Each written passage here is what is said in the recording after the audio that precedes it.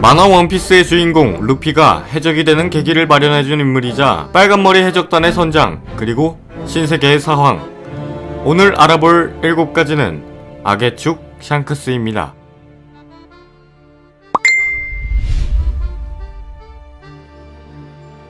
첫 번째로 샹크스의 프로필을 알아보자면, 이름은 샹크스, 생일은 3월 9일. 생일이 3월 9일인 이유는 일본어 발음을 이용한 말장난이며 일본어로 3, 산, 샹, 9, 큐, 크스라는 말장난이다. 나이는 2년 후 39세. 머리색은 빨간색. 성격은 호쾌하고 대인배적인 성격이나 친구나 동료가 모욕적인 일을 당하거나 공격을 당하면 진지해진다. 일명 빨간머리라고 불리며 현상금은 미공개. 능력은 영상을 제작한 2016년 6월 15일 현재 어린 시절 루피를 구하기 위해 바다를 뛰어든 적이 있으므로 비능력자로 나와 있기는 하지만 현재 루피를 구하려다가 잘린 왼팔을 극복하기 위해서 열매를 먹었을 수도 있다는 추측이 나오는 중이다. 해적단은 빨간머리 해적단이다. 아까도 말했듯이 주인공 루피가 해적이 되는 계기를 마련해주는 인물이자 루피에게 밀짚 모자를 준 장본인인데 자신의 왼팔을 희생해 루피를 바다에서 구해주기도 하며 멋진 남자이기도 하지만 현실적으로 보자면 정말 나쁜 놈이다. 루피의 할아버지 거프는 루피를 누구보다도 훌륭한 해병으로 키우고 싶어 했으나 갑자기 이스트블루 촌동네에 등장한 샹크스가 루피에게 바다의 낭만을 알려주며 해적의 길로 이끌었으니 거프에게나 현실적으로 보다 샹크스는 나쁜 놈! 악의 축으로 보일 수밖에 없다. 샹크스의 강함의 척도는 역시나 아직까지는 간접적으로 나오는데 대표적인 예로 정상결전을 볼 수가 있다. 정상결전의 막바지인 579화 상관의 명령을 거역한 코비에게 마그마 정권을 내지르는 아카이누를 무장색 패기를 두른 검으로 가볍게 막아서고 물러나게 만든다. 이는 물론 아카이누나 다른 해군, 해적들 모두 싸움에서 지친 것도 있겠지만 생고쿠의 대사로 보나 칼 한 자루로 마그마 펀치를 막는 행동 하나로 전쟁을 마무리 지었다는 것은 원피스 세계관에서 샹크스의 영향력은 어루어 짐작할 수 있다.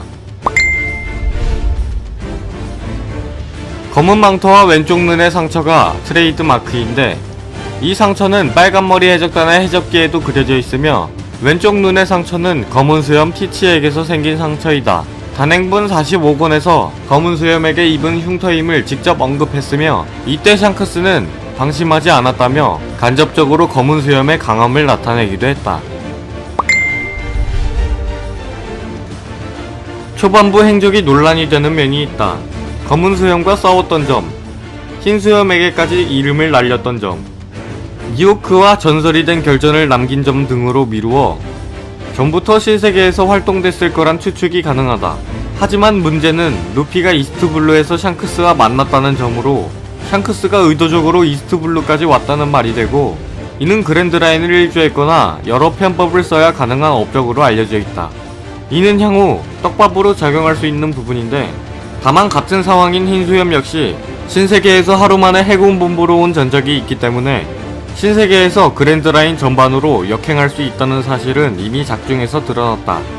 꼭 일주를 하거나 칸벨트로 빠지지 않아도 이스트블루에 들리는 일은 불가능한 것이 아니다. 샹크스가 왼팔을 잃고 나서 약해졌는가의 여부는 여전히 논쟁거리이다. 결론부터 말하자면 작중에서 그에 관한 언급 또는 이를 보여주는 장면이 나오기 전까지는 불확실하다. 왼손잡이인 샹크스가 왼팔을 잃었으니 약해졌을 거라는 자연스러운 결론인데 샹크스는 현 시점 12년 전에 주력팔을 잃고서도 지금까지 별탈 없이 사왕 자리를 유지했다. 만약 루피를 만난 시점에 사왕이 아니었다면 주력팔을 잃고서도 사왕이 됐다는 말이 된다. 사실 이는 어느 정도 당연한 게 정말 해적 인생 쪽낼 생각 아니고서야 왼손잡이가 왼팔을 잃는 그런 상황에서 가만히 놀고 있지는 않는다. 실제로 원피스 레드에서도 팔을 잃고서도 그 명성은 줄지 않는다고 언급되는데 만약 전투력 손실이 컸다면 철저한 약육강식의 세계인 신세계에서 최강의 자리인 서왕이란 칭호를 얻지도 유지하지도 못했을 것이다. 이는 오히려 샹크스가 얼마나 무시무시한지 증명하는 대목인 것 같다. 상식적으로 왼손잡이가 왼팔을 잃는 시점에서 검사로서의 생명은 끝인데도 세계관 최강의 반열에 들려면 어지간한 멘탈로는 불가능하다. 심지어 샹크스의 붉은 머리 해적단은 역대 사왕 가운데 가장 규모도 작다.